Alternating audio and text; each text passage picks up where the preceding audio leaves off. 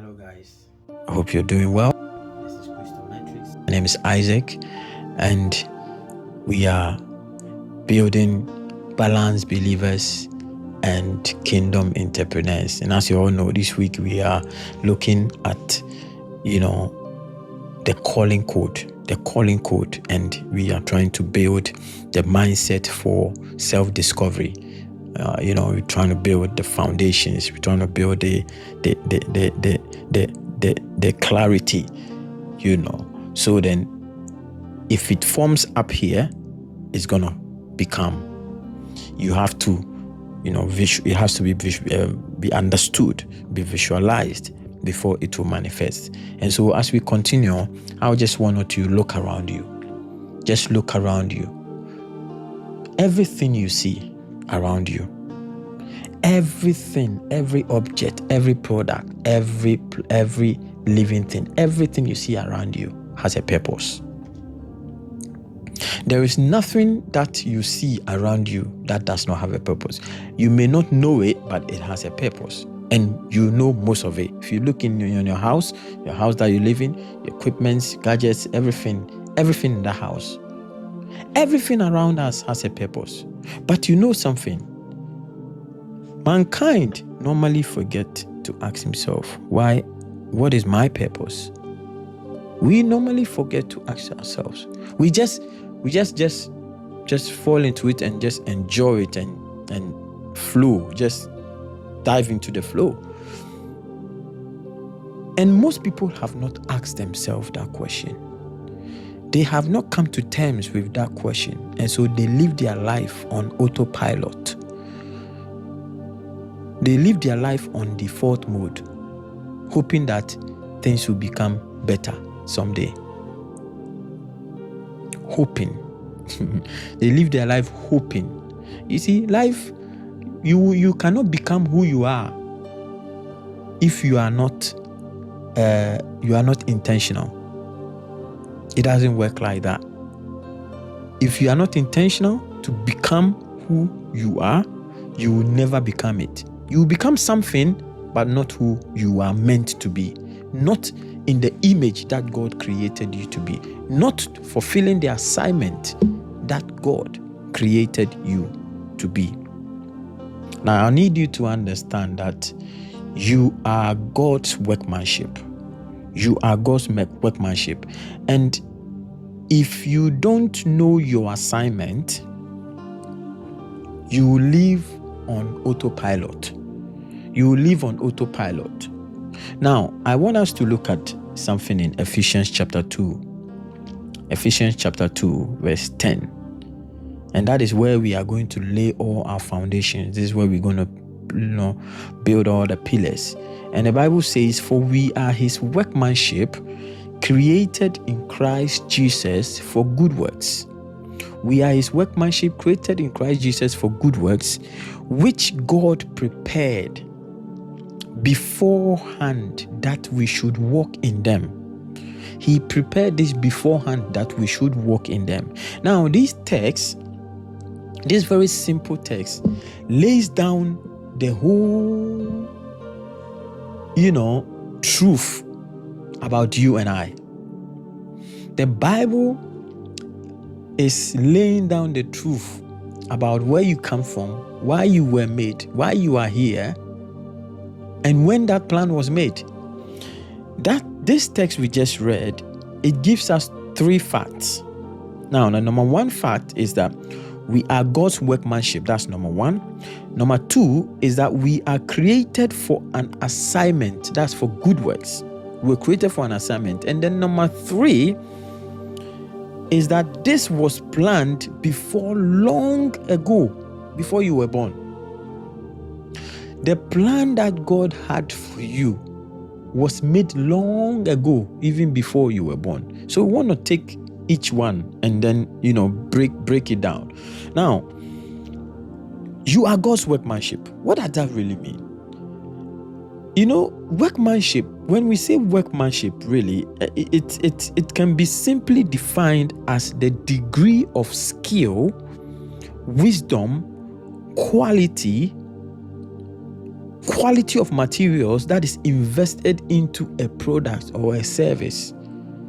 That is the degree of skill, the degree of wisdom, the degree of quality of materials that has been invested into a product or a service. Now, I want to give you an example.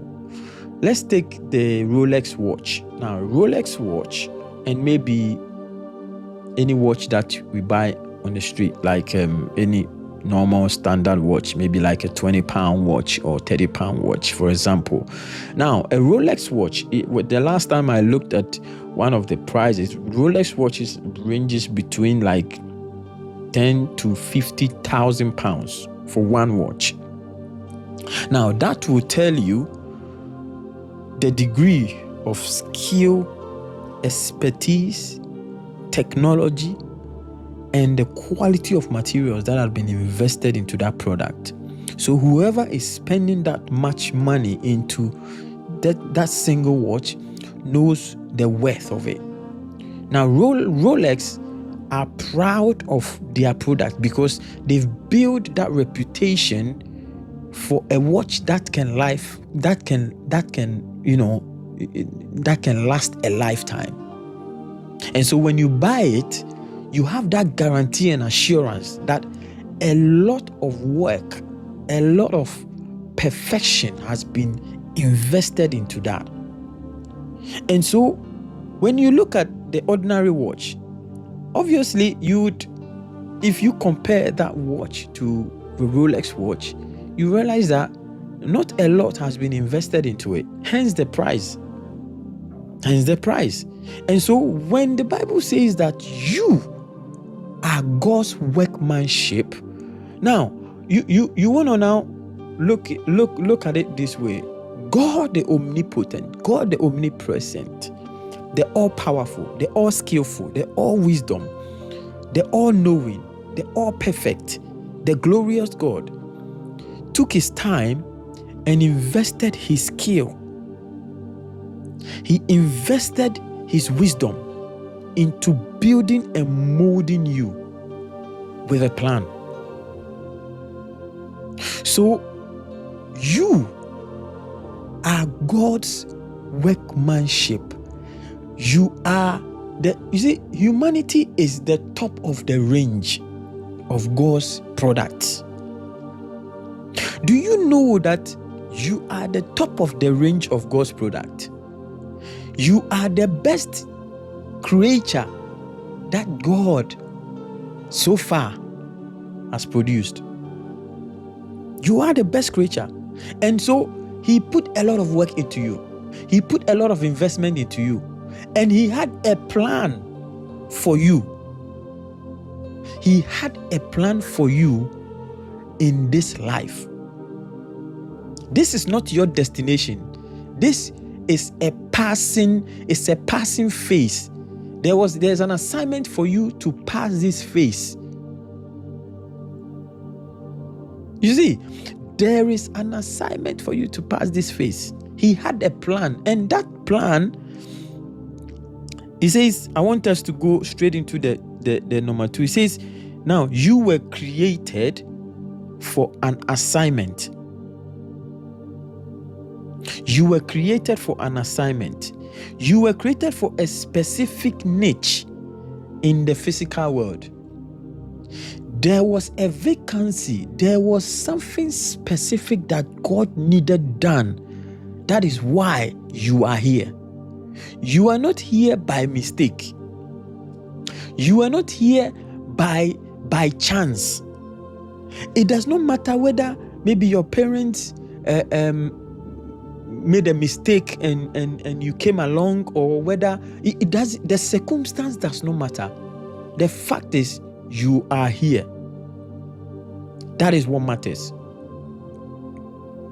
And the quicker and sooner that you understand that you are God's workmanship, number 1, that He's invested high quality material into you, high quality investment into you. He's spent his resources from him, within him, from him, the best of his resources into you. You are not an ordinary person. You need to first grab that. That understanding must first be in your mind. I don't know what you're going through. I don't know what your condition, your situation is. But that does not change why God brought you here. That does not change who you are. It does not change your worth. It does not change what you mean to God. It does not. It does not. Because you are not a mistake. You are not a mistake. We move on to point number 3. It says, this was planned before long ago. God planned you even before your parents met. God planned you before the foundations of this earth. Remember, before God starts something, He has already finished it. The plan has already been completed. And so the fact that you are here, that means you were pre-planned. God is not building you up as you go. He is not making the rules as you go. He's not patching things and trying to make you who you are as you go. No. You are already everything that you need. Everything that you needed to fulfill the mission or the assignment that God planned before you even arrived, He put it into you. It was installed into you. So as you are sitting down right now, as you are watching this video right now, I tell you that everything that you need to be who you are is already in you and with you. It's already in you and with you. Now, why do you need to hear this information? One must come to terms with the truth in building the foundation for the mindset for self-discovery. Until you can discover yourself, you have to start from asking yourself certain questions. You must start from understanding certain foundational truths, which is what I have already told you. So it is not something that has just been fabricated, or you are going to fabricate. It is something that something that you are going to discover. That's why it's called a discovery of yourself. You are not going to now make yourself. You are going to discover who you are. You are going to discover who you are. You are not the owner of your life. You are not the owner of your life. Your life is an opportunity to be part of God's life. You need to understand, my dear friend. You see, sometimes, or most of the time, we say, I have the right to do whatever I want. I can become whatever I want, whoever I want. No. You cannot become whatever you want or whoever you want. You must become who you are.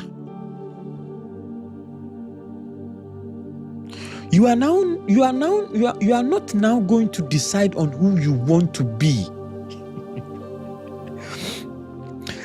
You are not going to decide on who you want to be. You are going to discover who you are, because that can never change. Who you are cannot change. It is constant. Because God made that decision before you were born. All you need to do is to find it. And believe me, when you find that, that is the beginning of success. When you find that, and we are going to find it, we are going to deal with it. I'm just trying to build the environment for your mind. I want to change the way you think. I want to change the way you see yourself. I want to change. You have to, that conception have to start building up. So you don't believe what the enemy whispers into your ears.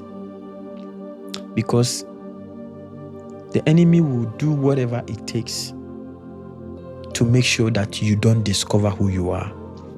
Because the day you discover who you are and you make up your mind to walk in it, he is already losing in your life.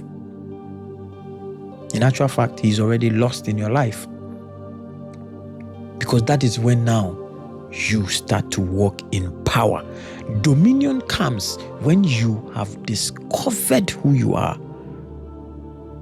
So I want you to get that understanding that life is only an opportunity to be part of God's life. What we are doing right now, how we are living right now, is not something that we created. You did not create yourself. You did not create anything. We did not bring anything here. We came to meet everything here. It's only an opportunity for us to just enjoy. It is God's life that we are all enjoying. Life is intentional. You have to be intentional about it. The very same way you see everything around you that has a purpose, is fulfilling a need. That's exactly the same way you are also fulfilling the need. Everything you see has been built in a specific way. It has been built in a specific fashion. It's been designed in a specific aspect. It has certain things, certain qualities. It's been built with certain materials. You have also been built like that. God built you with certain skills and giftings. He placed all those gifts and equipments inside of you. That's what we call talents and gifts. Every gift, every passion, every opportunity is part of the divine plan of why you are here. You don't just like reading books because you like reading books. You are not a skillful artist because you wanted to be a skillful artist. You are not just eloquent because you decided to be eloquent. You are not athletic because you decided to be athletic. As a matter of fact, you are not brilliant because you decided. You were born with it. And I think most of the questions we have not really asked ourselves is, why am I specifically good at this specific thing but not very good at that? Why does this come to me naturally but not that? Why is it that this person is able to do this specific thing but I am not able to do it? Now, the answer then will be that we are all built for specific purposes. We are all built for specific purposes. What the laptop can do, the mobile phone, will be limited. What the mobile phone may be able to do, maybe the laptop will be limited. The sofa I'm sat in is built for a specific reason. It's built to give me a certain feeling. It's built to give me a certain comfort that a plastic chair will not give me. Because the plastic chair is built differently to fulfill a specific purpose. Now, these are the tools and equipment that God gave you to fulfill the assignment He gave you.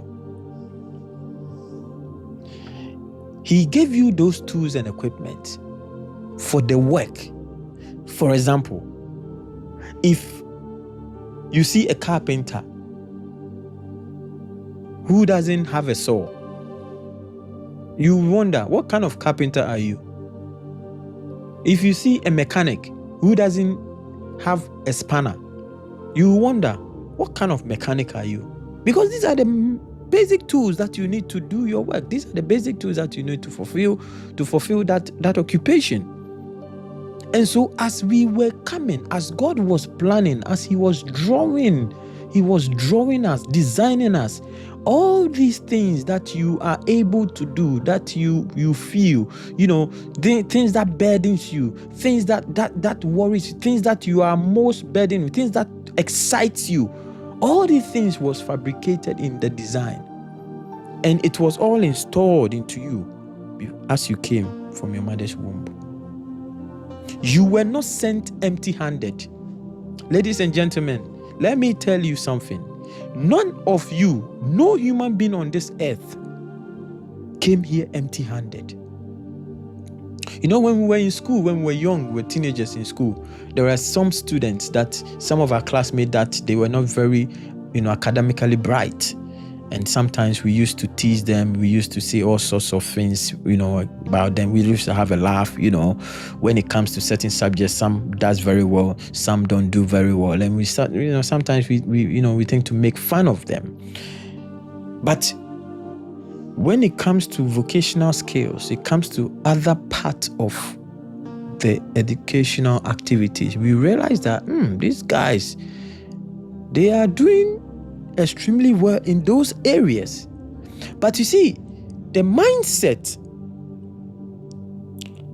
if the mindset has been, systematically been channeled to believe that a certain specific thing is the best, everyone tries to follow that thing. Everyone forgets who they are and they tries to follow that thing. It's unfortunate that our educational systems are not really designed to really exploit, really like draw out the true giftings and the talents from a person. It has been channeled into one specific area. It's unfortunate, but I want to tell you that the fact that you may not be good with mathematics than the other person does not mean you are useless. The fact that you are not good with science does not mean that you are useless. The fact that you cannot dance like that one, or you cannot create things like this one, does not mean you are useless. You need to discover yourself. You need to now investigate yourself. You have to be observant of your own self. That is what you need to do. And find out, what do I do best? What do I find easy? What comes to me easy? It may not be the popular gifts, but it is sure an important gift, because it has to do with your purpose. And as long as your purpose is concerned, as long as the plan of God for your life is concerned, that is the most important gift that you have. Because those things, you cannot change it. It is inscripted into nature.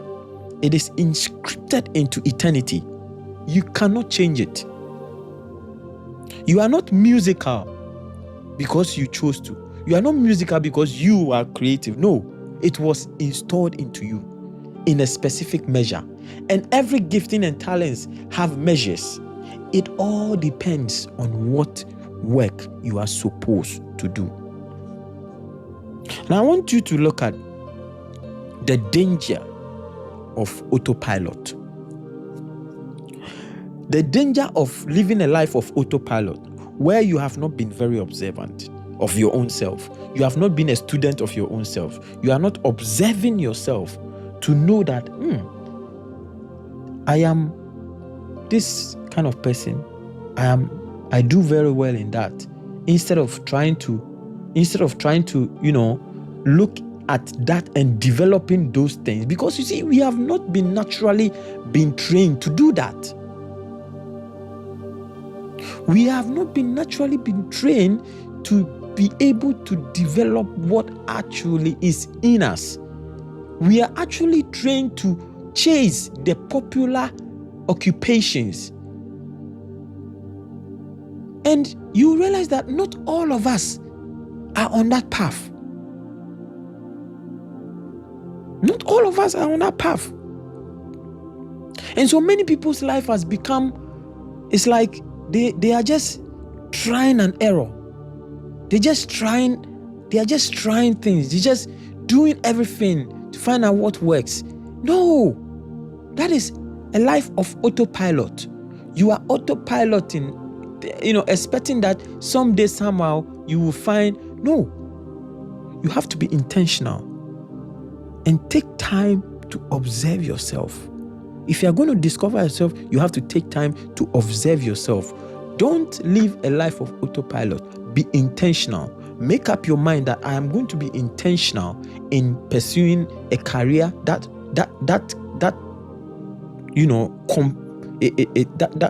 completes me, a career that connects with my built-in abilities. You don't just go for those that pays the money. Believe me, you may get the money, but you will not be fulfilled. If you are in a career that is not part of the plan of God for your life, you may get the money, you may build everything that you desire to build, but you will not be fulfilled. And God will demand that life from you because you would waste the life that He gave you. Yeah. Knowing your primary assignment, it brings clarity. When you come to know your primary assignment, when you come to know who you are, when you come to discover your path, life gets easy. Believe me, it becomes clear. It brings clarity to say no to the distractions and yes to purpose-aligned actions. When you are autopiloting, you are just trying anything to see what works. You say yes to anything. You just anything that comes in distracts you. You stop what you're doing. You go and try that. You stop what you go and try that. Life becomes like you'll be all over the place. Life is simple if you know where you are going. If you know the way to London, you don't go through you don't go round and round and round and round trying to find it. You go straight to it when you know the route to it. It's as simple as that. You don't waste time trying other things. One must be purpose-centered rather than money-centered. You have to make up your mind that for if you have not discovered yourself, and I'm trying to help a mindset here. If you have not yet discovered yourself, you have to first become purpose-minded. Figure out the purpose. Figure out the path. The money will come later. When you figure yourself out, when you discover yourself, when you discover who you are, money will follow.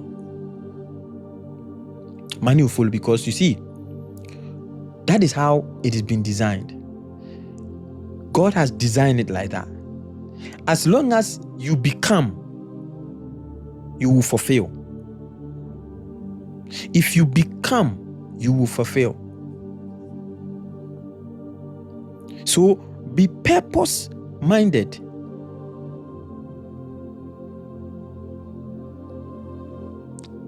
Be purpose-conscious instead of being money-conscious. I know money is good. We need the money. There are things you do to be able to, source yourself out and, be financially, okay, try to, balance the living. But be purpose-minded. Be purpose-minded. Now, there are two questions that I want to ask you that I want you to think about. This is going to actually, help you to assess yourself in finding your assignment, in finding out whether you are actually in your assignment or you are not yet. The first question is, how are you currently serving God? I want you to think about this.